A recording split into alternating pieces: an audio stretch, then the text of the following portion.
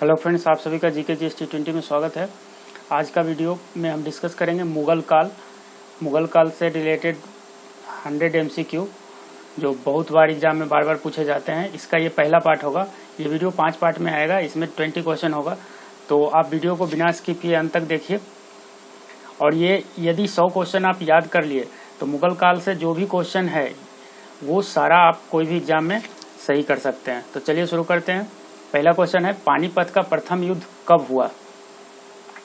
आप लोग को यदि इसका आंसर पता है तो आप लोग इसका आंसर कमेंट में टाइप करते जाइए, ताकि आपको खुद पता चल पाएगा कि 20 में से आप कितना क्वेश्चन सही कर पा रहे हैं। इसका सही आंसर होगा ऑप्शन नंबर सी, 21 अप्रैल 1526 ईस्वी को भी।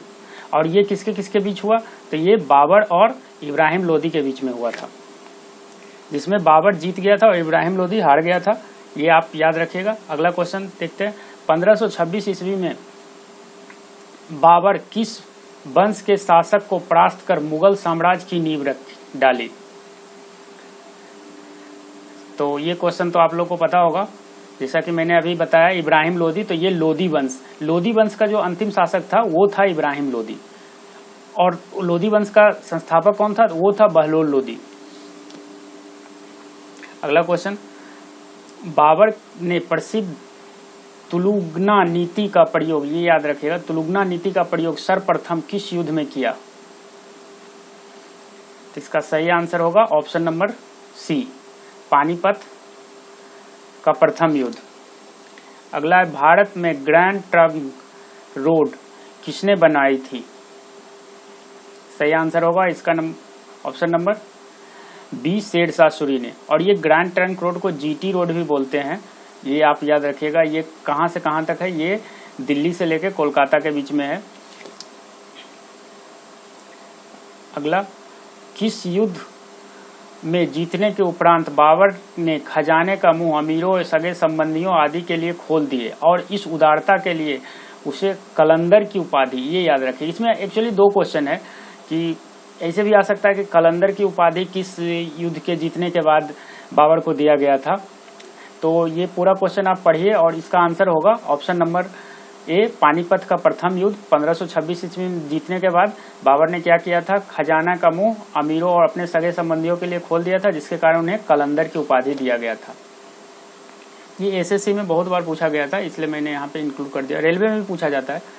गुजरात विजय की यादगार में अकबर ने किसका निर्माण करवाया? तो सही आंसर होगा ऑप्शन नंबर बी, बुलंद दरवाजा। ये कहाँ पे है? ये फतेहपुर सीकरी में है, जो यूपी में है। ये भी याद रखिएगा, एग्जाम में आता है। अगला, आईने अकबरी एक महान ऐतिहासिक कृति निम्नलिखित में से किसके द्वारा लिखी गई है? सही आंसर होगा ऑप्शन नंबर ए, अबुल फजल। और अबुल फजल अकबर के दरबार में एक महान इतिहासकार या फिर कवि बोल सकते हैं। पानीपत की दूसरी लड़ाई 5 अप्रैल 1556 ईस्वी निम्नलिखित में किसके किसके बीच में हुई थी? इसका सही आंसर होगा ऑप्शन नंबर ए, अकबर और हेमू के बीच में, जिसमें अकबर जीत गया था और हेमू हार गया था। अगला है, दीन इलाही नामक नया धर्म किसके द्वारा शुरू किया गया था? तो सही आंसर होगा ऑप्शन नंबर ए, अकबर के द्वारा। और आपको यदि पता हो तो ये कमेंट में बताइए कि अकबर ने ये धर्म कब शुरुआत किया था। अगर आप नहीं बता पाए तो अगला जो इसका पार्ट होगा उसमें मैं बता दूंगा कि अकबर ने कब शुरू किया था। किस युद्ध से भारत में मुगल राज की नींव पड़ी? सही इसका आंसर होगा ऑप्शन नंबर सी, पानीपत का प्रथम युद्ध। जैसे आप लोग को पता है, पानीपत का प्रथम युद्ध 1526 ईस्वी में बाबर और इब्राहिम लोदी के बीच हुआ था और इब्राहिम लोदी हार गया था। उसके बाद से मुगल राजवंश का नींव शुरू हो गया था। सती प्रथा की भत्सना करने वाला मुगल सम्राट था, कौन था? इसका भी सही आंसर होगा ऑप्शन नंबर सी, अकबर। अगला, मुगल काल की राजभाषा कौन सी थी? का सही आंसर होगा ऑप्शन नंबर डी, फारसी। देखिए, इसमें बहुत लोग गलती करते हैं। मैं कम से कम 10 से 15 सेट स्टूडेंट का क्वेश्चन चेक किया हूँ रेलवे का, जिसमें हर एक इंसान या तो अरबी टिक करके आए हैं या फिर उर्दू टिक करके आए हैं। मुगल काल सब लोग समझते हैं कि मुगल काल था, मुस्लिम था, इसलिए या तो उर्दू या अरबी टिक करते हैं, लेकिन उनका राजभाषा जो था फारसी था। अगला है, अपने काल का महान संगीतज्ञ तानसेन किसके दरबार में थे? सही आंसर होगा option number A Akbar. Mughal प्रशासन व्यवस्था में मनसाबदारी प्रणाली को किसने प्रारंभ किया?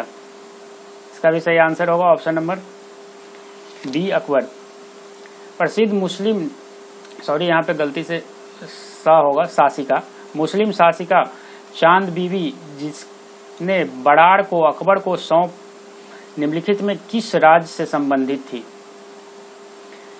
तो वो संबंधित थी अहमदनगर से। हुमायूंनामा किसने लिखा था? तो सही आंसर होगा ऑप्शन नंबर बी गुलबदन बेगम। शेरशाह की महानता का द्योतक क्या है? तो सही आंसर होगा ऑप्शन नंबर बी प्रशासनिक सुधार। अगला है, निम्नलिखित में से किसने अकबर की जीवन कथा लिखी थी? तो सही आंसर होगा ऑप्शन नंबर ए अबुल फजल। और उस बुक का नाम क्या था? उस बुक का नाम था अकबरनामा। आप याद रखिएगा, ऐसे भी क्वेश्चन आता है अकबरनामा किसके द्वारा लिखी गई है, तो वो अबुल फजल के द्वारा लिखा गया है। और अबुल फजल एक और बुक लिखा है आईने अकबरी, लेकिन वो अकबर का जीवनी नहीं है, ये अकबरनामा जो है वो अकबर की जीवन कथा है। किस मुगल शासक ने भारत की वनस्पति और प्राणी जगत, ऋतुओं और फलों का विवरण अपनी डायरी में दिया है? तो इसका सही आंसर होगा ऑप्शन नंबर सी बाबर। अगला है, मुगल चित्रकारी किसके शासनकाल में प्रकाशाचार्य उत्कर्ष प्राप्त किया? तो सही आंसर होगा ऑप्शन नंबर बी जहांगीर। और ये था आखिरी क्वेश्चन। अगर आप लोग को ये वीडियो पसंद आए तो इसे लाइक करें और ज़्यादा से ज़्यादा शेयर करें। और आप लोग इस चैनल को अभी तक सब्सक्राइब नहीं किए तो इस चैनल को सब्सक्राइब कर लीजिए और बगल के बेल आइकन को दबा लीजिए, क्योंकि मैं ऐसे वीडियो लेकर हमेशा आते रहता हूँ, तो आप लोग को नोटिफिकेशन सबसे पहले मिल सके। Thank you for watching. मिलते हैं नेक्स्ट वीडियो में।